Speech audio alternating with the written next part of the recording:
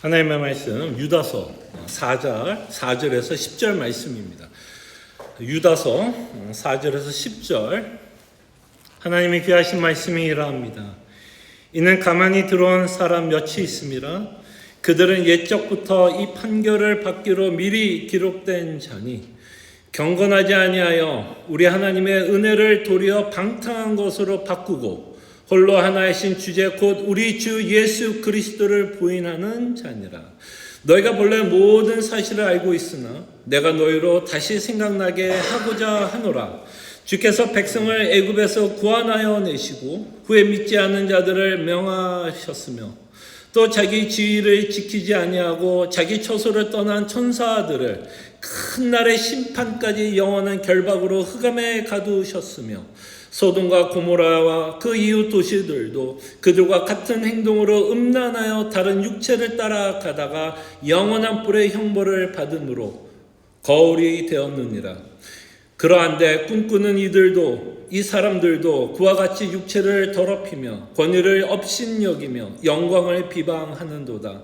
천사장 미가엘이 모세의 시체에 관하여 마귀와 다투어 변론할 때에 감히 비방하는 판결을 내리지 못하고 다만 말하되 주께서 너를 꾸짖으시기를 원하노라 하였거늘 이 사람들은 무엇이든지 그 알지 못하는 것을 비방하는도다. 또 그들은 이성 없는 짐승같이 본능으로 아는 그것으로 멸망하느니라. 아멘.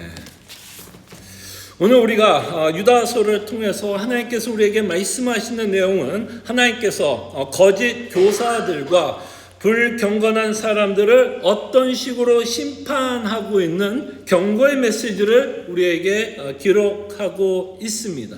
자, 이건 단순히 과거 이야기가 아닙니다. 이건 과거 이야기가 아니에요. 과거의 이야기가 아니라는 것을 기억해 주고 이 일은 여전히 오늘 우리가 살아가고 있는 이 현대에 살고 있는 우리에게도 충분히 일어나는 일이기 때문에 하나님의 이 역사적인 사건을 기록하며 지금 우리가 함께 신앙생활하고 있는 우리에게 경계하라고 말씀을 주고 있습니다. 성경이 여전히 우리에게 적용되는 이유는 그때 일어난 그 일이 지금도 일어나기 때문입니다. 일어나기 때문에 우리는 지금 이 말씀을 우리 마음판에 새기면서 들어야 할 것입니다. 하나님께서 왜 우리에게 이렇게 강한 심판의 메시지를 주고 있는지도 생각해 보고 이렇게 강한 심판의 메시지를 통해서 우리에게 어떤 메시지를 전하려고 하는지 우리가 어떤 도전을 받아야 하는지를 저희들이 이 말씀을 통해서 저희들이 좀 생각해 봤으면 합니다. 자, 제가 읽어드렸던 4절과 10절을 통해서 하나님은 무서운 심판에 관한 내용을 기록하고 있습니다. 이미 이들은 이 내용을 알고 있었다라고 말씀합니다. 유다서를 받고 있는 자들은 이미 하나님이 유다가 말하고 싶은 그 심판의 내용을 이미 알고 있다라고 말씀하고 있고 다시 한번 뭐 하는 걸까? 복습시키는 거예요. 다시 한번 상기시키는 거예요. 이 심판의 중요성에 대해서 다시 한번 이 말씀을 하고 있습니다. 자, 그럴 때 이런 불경건한 사람들이 교회에 들어와서 교회를 혼란스럽게 하고 있었던 거짓 교사들이 있었음을 말씀하고 있습니다. 거짓 교사들뿐만 아니라 이들은 은혜를 남용해서 무율법주의자로 살아갈 수 있다라는 식으로 가르치고 있는 것을 저희들이 보게 되고 이렇게 무율법주의로 살아가게 하는 데 있어서 가장 무서운 것은 예수를 주로 믿는 것을 부인하게끔 합니다. 무율법주의의 끝, 우리가 방탕하게 살아가려고 하는 그 끝에는 더 이상 예수를 주로 고백하지 않으려고 하는 삶을 살아간다는 겁니다. 여러분과 제가 예수를 주라 고백한다면 무율법주의로 방탕하게 살 수 없어요. 예수를 주라고 고백한다면 우리는 주가 원하는 삶을 살아가는 자들이기 때문입니다. 자, 그럴 때 이런 자들을 하나님께서 이렇게 말씀합니다. 오래전부터 심판받기로 예비된 자라고 말씀합니다.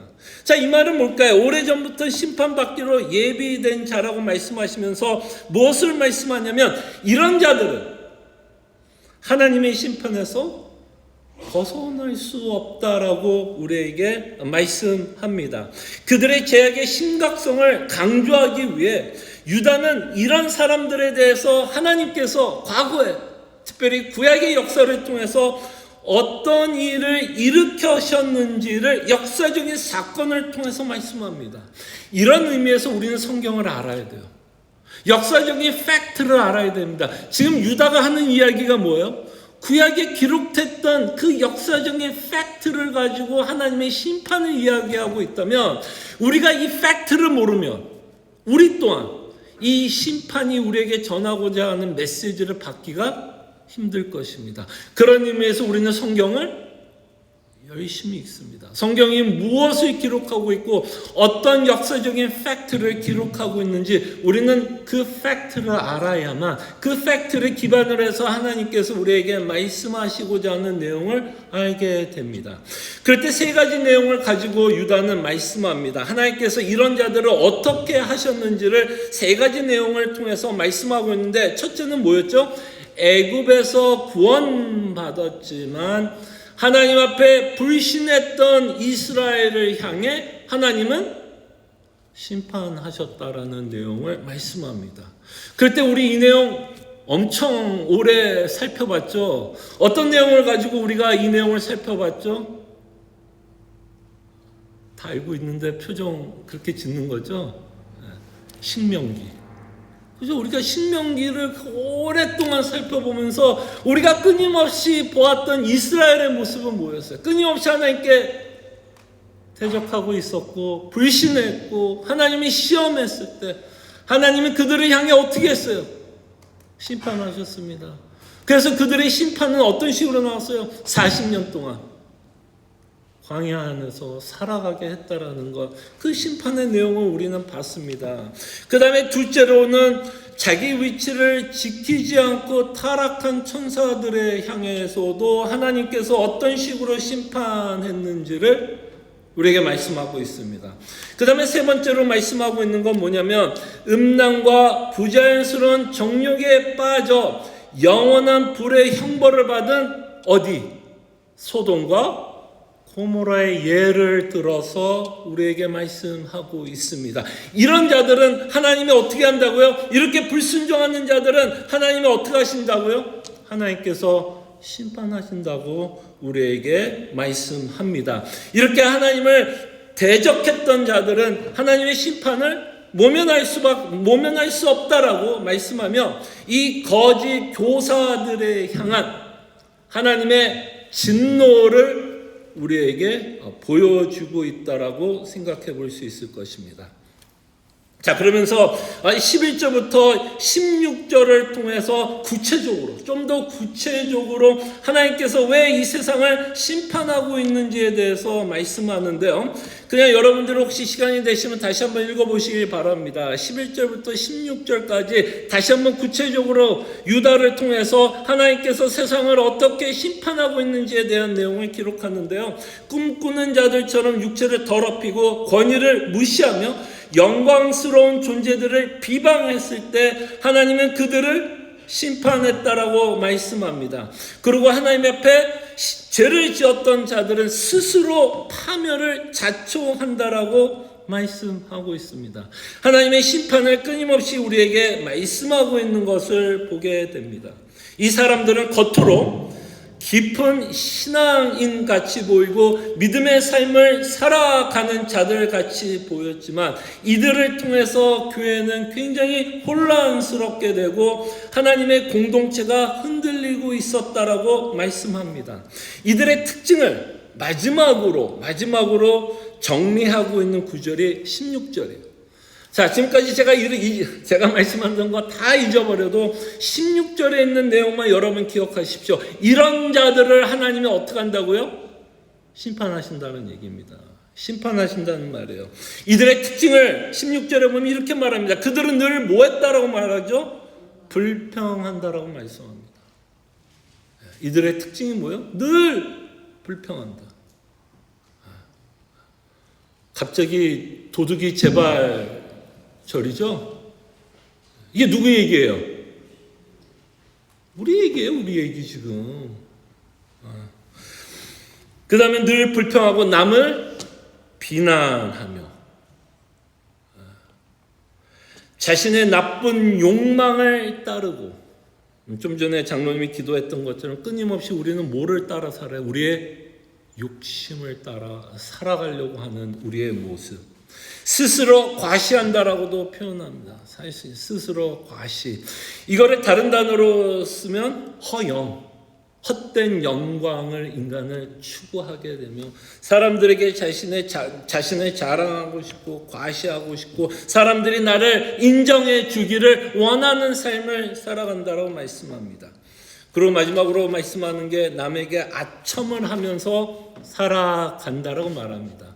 그래서 이들의 모습은 위선적이고 파괴적인 본질을 우리에게 보여줘요. 여러분, 여기 나와 있는 모든 사람, 이 특징들은요, 관계를 다 파괴시키는 죄성들입니다. 늘 불평하면 그 관계가 어떻게 될까요? 늘 비난하면 관계가 어떻게 될까요? 자신의 욕망을 쫓아 살아간다면, 자기중심적으로 살아간다면 인간관계는 어떻게 될까요? 더 나아가서 더 무서운 건 뭘까요? 이렇게 살아간다면 하나님과 우리의 관계는 어떻게 될까요? 인간관계만 깨지는 것이 아니라 하나님과 우리의 관계도 사실은 깨어지고 있는 것을 보게 됩니다. 그래서 어떻게 보면 이렇게도 말할 수 있을 것 같아요. 하나님이 인간을 심판하지만 사실은 인간은 스스로 파멸에 이르게 되는 것 같아요. 무슨 말인지 알겠어요? 인간 스스로 그냥 무덤을 판다라는 거예요. 그리고 그것이 어떻게 우리는 정리해야 믿음의 눈으로 이것이 하나님의 심판의 모습이다라고 우리는 말씀하게 되는 것 같습니다. 그래서 유다가 말씀하려고 하는 이 말씀을 우리가 설득되기 위해서는요, 저희들이 진심으로 하나님이 말씀하고 있는 죄인들을 향한 심판의 메시지를 믿으시기를 바랍니다.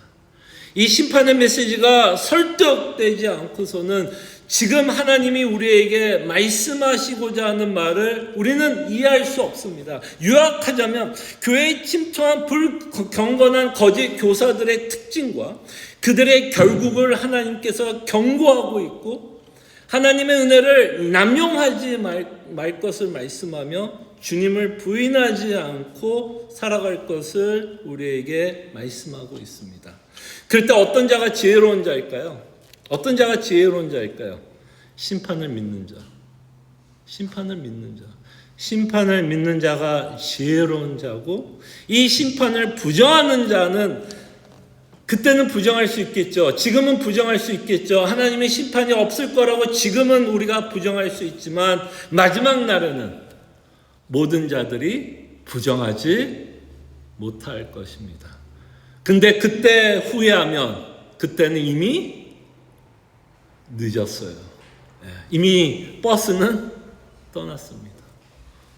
그럴 때 하나님께서 죄에 대한 심판을 경고했을 때 이것을 우리가 듣는 자들이 성경은 지혜로운 자라고 말씀하고 있습니다. 자, 그럴 때 우리는 여기서 한 가지 좀 생각하게 됩니다. 계속해서 심판에 관한 내용을 여러분들에게 말씀드렸고, 이런 죄를 지었을 때 하나님께서는 심판하신다라는 거예요. 자, 근데 여러분 좀 질문이 생기지 않습니까? 좀 어떤 질문이 생겨요? 여러분 표정을 보니까 질문이 있어 보여요. 어떤 질문이 생기세요? 저는 이 구절을 보면서 이런 생각을 했습니다. 왜 하나님께서는 성도들에게, 지금 유다는 누구한테 쓰고 있어요? 성도들에게 지금 편지를 쓰는 거 아니야? 왜 성도들에게 심판의 경고를 말하고 있을까요? 아니 목사님 뭐 그게 뭐 이렇게 대단하다고 뭐 이렇게 말씀하세요? 아니요, 대단한 얘기입니다. 왜? 성도는요 정죄함이 있어요, 없어요? 정죄함이 없어요. 그래서 성도는 심판을 받아야 안 받아요?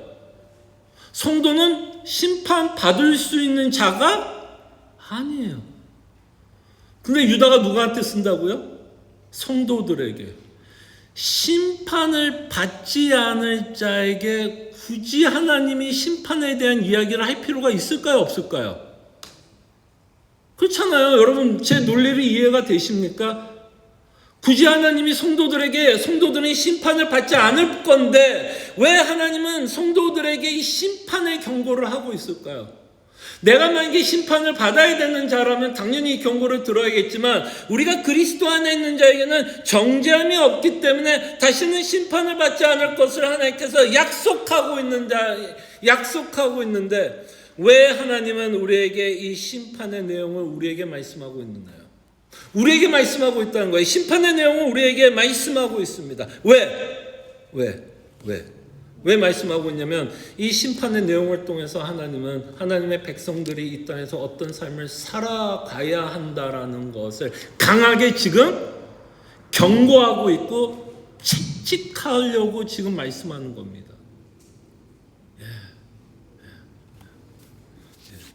그래서 지금 성도들에게 지금 이 심판의 이야기를 통해서 하나님의 백성으로서 어떻게 살아가야 하는지를 말씀합니다. 아마 대개의 경우는 우리가 익숙한 하나님의 언어는 우리가 받은 은혜로 말미암아 하나님의 뜻대로 살아가야 한다라는 그 사랑의 언어가 우리에게는 더 익숙할 것이고 그 사랑의 언어를 통해서 여러분들을 동기부여를 주고 하나님의 뜻대로 살아가게끔 하십니다. 그러나 하나님은 또한 은혜뿐만 아니라 우리가 받은 사랑뿐만 아니라 앞으로 임할 심판의 내용을 가지고서 하나님은 우리를 강하게 지금 채찍질하고 있다라고도 생각할 수 있습니다. 자, 그럴 때 하나님이 유다를 통해서 우리에게 말씀하려고 하는 내용은 뭐였죠? 힘써 싸우라는 겁니다. 힘써 싸우라는 거예요. 그럴 때 이 세 가지를 오늘 이 심판의 내용을 가지고 우리가 무엇을 놓고 힘써 싸워야 하는지에 대해서 생각해 보도록 하겠습니다. 자, 이슈가 뭐였죠? 거짓 교사들이 교회에 들어와서 혼란스럽게 하고 그래서 그들은 하나님으로부터 심판을 받아야 한다라고 우리에게 드리고 있다면 우리는 어떤 싸움을 해야 될까요?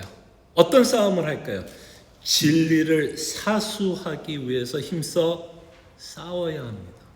진리를 사수하기 위해서 힘써 싸워야 합니다. 그것이 바로 3절을 통해서 우리에게 말씀하는 내용입니다.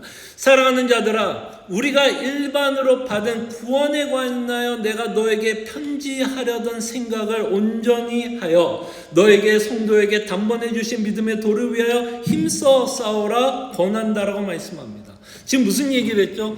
유다는 우리에게 무슨 얘기하고 싶었던 거예요? 그 의도는 우리가 받은 구원에 대해서 이야기하고 싶었던 거예요.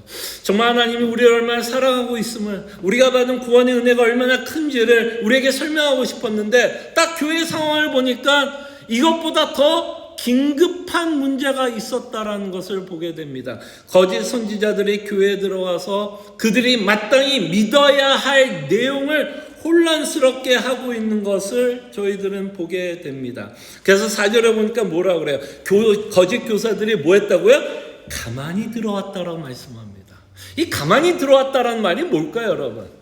가만히 들어왔다는 얘기는 뭐예요? 슬금슬금 아무도 모르게 알고 봤더니 쓱 들어와 앉아 있었다라는 거예요. 그러니까 이 거짓 가르침이 그냥 알게 모르게 교회에 침투하고 있었다는 거예요. 이게 무서운 겁니다, 여러분. 우리도 알게 모르게 거짓 복음, 거짓 가르침에 노출되어 있고 그것을 믿고 살아갈 수 있다는 것입니다. 여러분, 이 일이 지금 어떤 식으로 번져나갈까요, 여러분? 이 교회 안에 현대를 살아가고 있는 우리에게 이 거짓 교사들이 슬금슬금 들어와서 마치 이것이 복음인 것처럼 둔갑해서 우리를 속이고 있는 복음의 내용이 뭐가 있을까요, 여러분? 혹시 생각나는 거 있습니까? 저는 한 가지 예를 여러분들에게 드리고 싶어서 예를 들어서 말씀합니다. 한 가지는 확실한 거는 번영 신앙입니다. 번영 신앙은요, 그냥 알게 모르게 그냥 슬금 교회에 들어왔고 거기에 정착해 버렸어요. 여러분, 번영 신학의 한 가지는 오해하지 마시기를 바라요. 하나님은 우리가 이 땅에 살아가면서 필요한 거 줘요, 안 줘요? 필요한 거 줘요, 안 줘요? 줍니다. 그거를 제가 부인하는 건 아니에요. 그러나 한 가지는 확실히 알아야 돼. 다 줘요? 좀 덜 줄 수도 있어요. 다 주지는 않아요. 근데 번영신학은 우리에게 어떻게 슬금슬금 들어와서 교회를 장악하게 됐죠? 예수를 믿으면 마치 하나님이 다 해줄 것 같이 가르치게 시작한다라는 거예요. 그리고 다 해준다라는 게 어떤 의미예요? 이 땅에서 잘 사는 것으로 마치 하나님이 다 해줄 것처럼 가르치고 있다는 겁니다. 여러분들 이 말씀에 여러분들도 사실 좀 노출되지 않았습니까? 그래서 하나님을 믿으면 이 땅에서 하나님께서 10배로 100배로 채워주신다라는 얘기 듣지 않았습니까? 제가 한 가지 예를 하나 들을게요. 이건 실제적으로 제가 겪었던 이야기입니다. 번영신학을 가리키면서 어떤 이야기를 하냐면, 자, 오해하지 마십시오. 제가 11조의 이야기를 잠깐 하려고 합니다. 이것도 11조 얘기하니까 더 이상 목사님 11조 하지 말라, 이런 얘기 아니에요.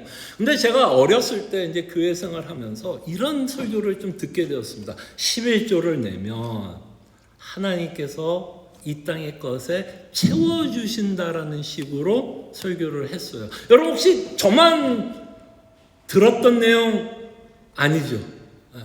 11조를 열심히 내면 하나님께서 이 땅에서 풍족하게 풍요롭게 하나님께서 채워주신다라는 것을 저는 어렸을 때 좀 듣고 자랐어요. 근데 제가 싱글 때 혼자 이제 살면서 조금 돈이 모자랄 때가 있었어요. 근데 그때 뭐가 생각난지 알아요? 야, 11조 내면 하나님께서 채워주신다고 하니까 그때부터 제가 11조를 정확하게는 아니지만 11조를 막 내는 신용을 했어요. 와, 그랬더니 기가 막히게 돈이 진짜 채워졌어요. 제가 필요한 만큼 이상으로, 그러면서 이제 제가 좀 부족했을 때 제가 그때 잠깐 한국에 놀러 갔어요. 한국에 놀러 갔는데 그때가 IMF 터지기 직전이에요. 그러니까 IMF 터지기 전이었어요. 여러분 혹시 IMF 전에 한국의 실정을 여러분 기억을 하시는지 모르지만 그때는 진짜 우리나라 정말 이렇게 표현하면 될까요? 흥청망청했어. 정말 막 부자는 부자대로 정말 부유하게 살았던 시절이 아마 IMF 전이었어요. 그래서 제가 이제 총각이었고 싱글이었고 한국에 들어가니까 이제 친척들을 볼 때마다 그냥 아이고 금춘아 오래간만에 왔다면서 정말 차고도 넘치게 돈을 받아왔어요. 그렇게 돈을 받아서 미국에 오니까 저는 무슨 생각을 하게 될까요? 야, 정말 목사님들이 설교했던 게 맞구나라는 생각을 하게 됐어요. 근데 이제 세월이 흐르고 시간이 흐르다 보니까 해결이 안 되는 문제가 생기더라고요. 분명히 내가 하나님을 믿으면 만사형통이 될 것 같고 모든 일이 잘 될 것 같이 가르쳤고 그런 경험도 있게 되더라고요. 근데 살다 보니까 이게 내 뜻대로 안 된 일이 더 많아지더라고요. 그러면서 저에게는 약간의 혼란이 왔어요. 이상하다. 예수님 믿으면 잘 될 거라고 이야기를 하는데 왜 이런 일이 벌어지고 있지? 그러면서 내가 믿어야 될 복음에 대한 뭐가 생겼을까요? 혼란이 온 거예요. 이상하다. 분명히 나도 11조 냈더니 하나님께서 이렇게 채워주셨는데 이상하다. 그러면 내 믿음이 약해졌나? 내가 기도를 안 했나? 11조로 뛰어먹어서 갑자기 또 이런 일이 너무나 혼란스럽더라고요. 근데 신앙을 생활이 더 해보고 말씀을 읽어보니까 사실 하나님이 그렇게 약속한 적은 없었더라고요. 하나님의 섭리 가운데서 제가 필요할 때 필요한 건 주신 건 사실이지만 아까 말한 것처럼 필요한 걸 다 채워주신다고 약속한 적은 없어요. 그리고 그것을 복음이라고 하나님이 한 번도 이야기한 적 없습니다. 이 번영신앙이 갖고 있는 가장 무서운 거는 여기에 있는 것 같아요. 우리의 문제를 뭘로 만들어버리는 것 같아요. 번영신앙이 갖고 있는 가장 문제는 뭔 것 같아요. 우리의 문제를 뭘로 만드는 거야. 이 땅의 것으로 문제를 만들어버리는 거 아니에요. 결국 이 땅의 것들이 뭐예요? 다 돈, 자녀, 건강 그런 것들을 하나님 믿으면 다 해결해 줄 거라고 이야기하는 게 번영신앙이라면 여러분 어떠세요 지금? 풍족하세요? 자녀도 여러분 원하는 대로 다 풀리고 있어요? 뭐 건강하세요?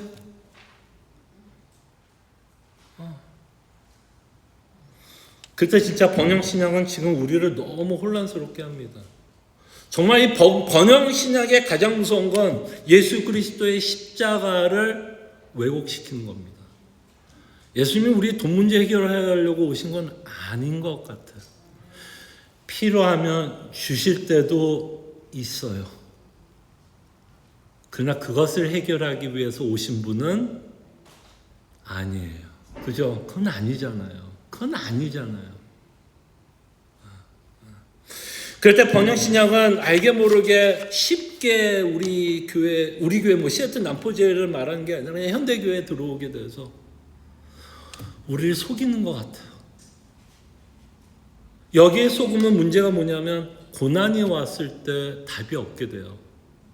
번영신앙이 갖고 있는 가장 큰 문제는 여러분 앞에 고난이 왔을 때 답이 없게 됩니다. 그럴 때 우리의 답은 고난이 왔을 때도 우리의 답은 끊임없이 그리스도께서 십자가에 죽으시고 구원을 베풀어 주신 이 사건, 이 복음이 우리에게 복음됩니다. 그래서 힘써 싸워야 됩니다. 힘써 싸워야 돼요.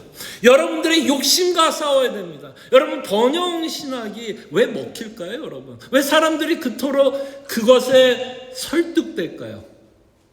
왜 설득될까요? 그건 우리의 욕심 때문이라고 생각합니다. 우리의 욕심이 뭘 원하니까? 이 땅에서 잘 살고 싶으니 어떤 목사가 예수를 믿어 잘 살 수 있다면 당연히 우리의 욕심에 따라 뭐를 믿으려고 해요? 예수님을 믿으려고 하려고 하겠죠. 그러나 번영신앙은 더 위험합니다, 여러분. 번영신앙은 욕심은 오히려 하나님과 우리의 관계를 멀어지게 합니다. 진짜 멀어지게 해요. 그리고 여러분들과 제가 번영신앙만을 믿고 있다면 사도 바울이 감옥에서 하나님을 찬양하고 하나님께 영광 돌리고 감옥에서 하나님을 기쁘게 했다라는 그 말을 절대로 이해할 수 없어요. 번영신앙은 여러분들 하여금 이 복음이 갖고 있는 능력 맛보지 못하게 합니다. 그러나 번영신앙은 어떻게 됐어요? 현대교회 우리의 욕심과 함께 가만히 들어와서 우리를 알게 모르게 지배하고 있는 모습을 보게 됩니다. 그래서 우리는 진리와 싸웁시다. 번영신앙과 싸워야 되고 우리가 믿고 있는 예수 그리스도의 복음을 위해서 싸워야 됩니다. 자, 두 번째입니다. 두 번째로 우리에게 말씀하고 있는 싸움은 뭐냐면 죄와 싸워 거룩을 추구하는 삶을 살아야 됩니다. 죄와 싸워 거룩을 추구하는 삶을 살아야 됩니다. 이들은 뭐 했죠? 거짓 선지자들은 뭐 했어요? 거짓 선지자들은 뭘 가르쳤어요? 은혜로 말미암아 방탕하게 살아도 된다라고 가르친 자들이에요. 무율법주의자로 살아도 된다라고 말씀하고 있었다는 겁니다. 근데 여러분, 이 말이 우리에게 설득이 될까요, 안 될까요? 안 된다라고 하시면 너무너무 감사하지만 사실 무율법주의자들의 논리도 우리에게는 설득이 돼요. 왜 설득되는지 알아요? 우리도 여전히 죄를 짓고 싶으니까. 죄를 짓고 싶은데 은혜로 말미암아 내가 더 정죄함이 없다라고 이야기를 하게 되면 죄를 짓고 싶은 자에게 뭐를 주는 것 같아요? 뭔가 면허를 주는 것 같은 논리로 사용할 수 있지 않을까요? 어차피 내가 지금 방탕한 삶을 살아도 뭐는 받지 않는다? 심판을 받지 않는다면 내 마음대로 살아도 괜찮겠다라는 설득이 있을까요, 없을까요? 설득이 생기게 됩니다. 우리 교인들 가운데는 그런 분들이 없어서 다행이지만 이 말에 설득이 되는 이유가 있다면 그만큼 우리의 죄성이 무섭다라는 거예요. 우리의 죄성이 너무너무 무섭기 때문에 주님께서 베풀으신 그 은혜를 남용해서라도 내가 원하는 삶을 살아가려고 하는 우리의 죄성의 무서움을 보게 됩니다. 그럴 때 지금 유다는 뭐를 말씀해요? 소돔과 고모라의 사건을 통해서 너희들이 음란한 삶을 살게 되고 방탕한 삶을 살게 되면 하나님께서 소돔과 고모라를 어떻게 했는지 보라면서 다시 한번 우리에게 뭐 하라는 거예요? 거룩한 삶을 살아야 된다라는 것, 성화의 삶을 살아가야 한다라는 것을 우리에게 말씀합니다. 여러분, 여기서 이제 방탕하다라고 얘기하면 여러분 가운데 이 말은 나하고는 상관이 없을 거라고 생각할 수 있을 것 같아요. 어떠세요, 여러분?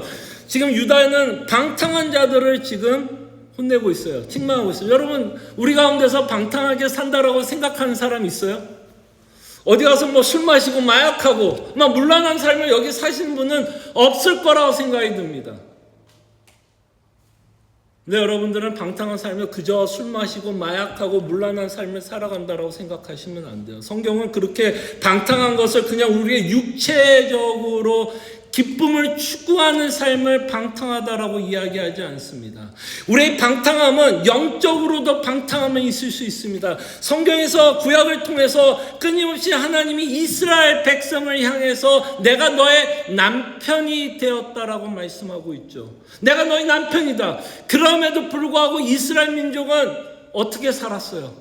남편인 하나님만을 섬기면서 살았어요? 아니면 우상 숭배를 하면서 살아갔습니까? 우상 숭배를 했고요. 여러분, 성경에 보면 우상 숭배를 한 자를 어떤 죄를 짓는다라고 표현을 했죠. 구약에 보면 간음죄를 범했다라고 말합니다. 간음죄. 우리 가운데 정말 우상 숭배를 하고 있다면 지금 우리가 어떤 죄를 짓고 있는 거예요? 여러분과 제가 지금 간음죄 짓고 있는 거예요.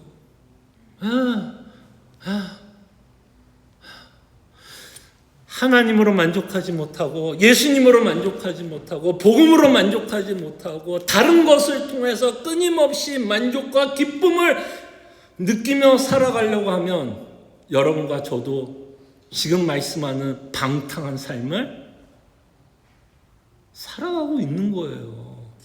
그래서 지금 유다는 하나님의 말씀을 통해서 우리에게 경고합니다. 소돔과 고모라를 봐라. 이렇게 방탕한 자의 삶을 살아간다면 하나님이 그들에게 어떻게 했는지를 본다면 우리는 어떤 삶을 살아가야 될까요? 이 삶에서 돌이키고 주님이 원하는 삶을 살아가야 됩니다. 왜? 하나님이 가장 싫어하는 것은 죄고 죄에 대해서 심판을 하신다면 하나님이 가장 싫어하는 그 간음죄를 우리는 짓지 않도록 우상 숭배하지 않도록 우리는 애를 써야 할 것입니다. 자, 그럴 때 여러분들이 거룩한 삶을 살아가고 있는 증거가 뭔지 아십니까? 지금 제가 말씀드린 것처럼 여러분들이 지금 성화의 삶을 살아가고 있는 증거가 뭔지 아십니까? 여러분들은 회개하십니까? 회개하십니까? 정말 회개하십니까? 여러분들이 회개하지 않는다면 지금 죄와 싸우고 있지 않습니다. 여러분들이 회개하지 않고 있다면 여러분들은 지금 죄와 싸우고 있지 않는 거예요. 어떻게 죄성을 갖고 있는 우리가 회개하지 않고 살아갈 수 있습니까? 그리고 여러분들이 회개한다라는 말은 뭐예요? 내가 짓고 있는 죄에서 돌이키겠다라는 얘기 아니야. 그죠? 돌이키겠다는 거 아니야. 그 돌이키는 행동이 뭐 하는 걸까요? 싸우는 거 아닐까요? 내 죄성에서부터 싸우고 돌이키려고 하는 그 삶, 그 삶이 지금 우리가 하나님이 요구하는 성화의 삶입니다. 그래서 우리는 옛 습관을 버립니다. 새 생명 얻은 자들은 하나님이 요구하는 삶을 살아가는데 여전히 우리 안에는 죄성이 남아있어. 성화의 삶의 실질적인 모습은 회개로 나타납니다. 회개로 나타납니다. 다시 한번 말씀드립니다. 회개하십니까? 회개하십니까? 회개하고 있다면 여러분들은 매일 무엇을 추구하면서 사는 자예요? 거룩함을 추구하며 살아가고 있는 자라는 것 기억해 주시기를 바랍니다. 그리고 마지막으로 우리가 생각해 봤으면 합니다. 마지막으로 이제 유다가 말씀하고 있는 건 믿음을 굳건히 세우기 위해서 싸울 것을 말씀하고 있습니다. 자, 16절 다시 한번 마지막 구절에 보면 이렇게 말을 해요. 물 없는 구름, 뿌리 뽑힌 열매 없는 가을 나무, 영원히 예비한 깜깜한 흑암으로 들어가 유리한 별들이라는 표현을 씁니다. 죄송합니다. 16절이 아니라 12절과 13절 말씀이에요. 12절, 13절. 집에 가서 한번 읽어보세요. 자, 이 말을 하고 싶으면. 자, 보세요. 물 없는 구름, 뿌리 뽑힌 열매 없는 가을 나무 같이 표현합니다. 무슨 얘기예요? 이 믿음을 굳게 세우기 위해서 힘써야 되는 건 뭐냐면 이들을 뭐를 책망하는 거죠. 그들의 삶에 열매가 없었다라는 것을 책망합니다. 다시 한번 말씀드릴게요. 뿌리 뽑힌 열매 없는 가을 나무와 같다고 말씀합니다. 그저 공허하게 하나님을 믿는다라는 고백은 하고 있지만 그들의 삶 가운데는 뭐가 없다? 삶에 열매가 없음을 책망합니다. 다시 한번 여러분들에게 묻습니다. 여러분들의 삶에 열매가 있습니까? 예수를 믿는 것 때문에 열매를 맺습니까? 또는 여러분들의 삶 가운데 행함이 있습니까? 굉장히 무섭도록 하나님은 하나님의 자녀들에게 우리에게 말씀하고 있는 것을 보게 됩니다. 시간이 없어서 제가 말씀을 다 못 드리지만 이 행함에 관한 부분은 어제 했던 새벽 기도회로 꼭 들으시기를 바랍니다. 꼭 들으세요. 자비를 베풀지 않는 믿음은 죽은 믿음이다라고 야고보는 우리에게 말씀하십니다. 정말 여러분 삶 가운데 정말 주를 믿기 때문에 열매가 있고 행함이 있는지 우리 자신을 살펴봐야 한다라는 것을 어제 말씀을 통해서 여러분들에게 말씀드렸고 단톡방에 올려놨으니까요. 꼭 참고해 주시고 꼭 들어보시기를 바랍니다. 그래서 믿음을 굳건히 지킨다라는 건 우리가 마땅히 믿어야 할 교리를 지키는 것, 거룩한 삶을 살아야 되는 것, 그것과 함께 우리가 믿고 있는 이 내용들 때문에 우리의 삶에 열매를 맺고 있는지, 그 싸움을 하고 있는지 우리에게 말씀하고 있고 강하게 도전하고 있다라는 것 잊지 마시기를 바랍니다. 하나님은 심판을 통해서 사랑하는 성도들에게 경고합니다. 유다서의 심판 경고는요, 우리를 두렵게 하려고 쓰는 내용이 아니에요. 여러분들이 이것을 두렵게 느끼고 있다면 다시 한번 무엇을 기억하세요? 정죄함이 없다라는 것을 기억하시길 바랍니다. 그 정죄함이 없기 때문에 우리는 이 심판의 두려움으로 하는 게 아니라 실질적으로 하나님께서 우리의 삶이 어떠하기를 바라는 마음으로 이 심판의 내용을 말씀합니다. 하나님은 때로는 사랑하는 자녀들에게 채찍을 때릴 때도 있습니다. 히브리서 12장 6절에 보면 이렇게 말합니다. 6절만 읽어드릴게요. 주께서 그 사랑하시는 자를 징계하시고, 저는 좀 징계라는 말은 마음에 들지 않습니다. 뭔가 벌에 대한 걸로 뭔가 심판의 내용이지만 사실은 이 징계라는 말을 조금 더 의역을 하자면 훈계한다. 또는 훈련시킨다라는 의미로 우리가 이해하면 좋을 것 같아요. 주께서 그 사랑하시는 자를 훈련하시고 그가 받아들이시는 아들마다 뭐한다? 채찍질 하신다. 그러니까 사실 제가 오늘 여러분들에게 설교를 성공했으면, 여러분들에게 부담감을 줬으면 저는 성공한 거예요. 근데 이 부담감이 내가 구원을 받기 위한 부담감이 아니라, 그죠? 내가 구원을 받기 위해서 부담감이 아니라 어떤 부담감? 정말 내가 예수를 믿는 자이기 때문에, 내가 정말 하나님이 사랑하는 자녀이기 때문에, 하나님이 요구하는 삶이 있다는 걸 알기 때문에 우리 안에 뭐가 생기는 거예요? 그 부담감이 생기는 거고, 그 부담감이 우리로 하여금 하나님이 원하는 삶으로 이끌어지기를 간절히 소원하며 이 시간 우리가 하나님 앞에 기도했으면 합니다. 세 가지를 위해서 우리가 함께 기도합니다. 거짓 교리와 유혹에 맞서 진리를 수호하는 분별력을 가질 수 있도록 기도합시다. 지금도 여전히 거짓 선지자들은 우리 속입니다. 번영신학의 예를 들었지만 얼마나 많은 나쁜 가르침이 우리를 속이려고 하는지, 우리 속이려고 합니다.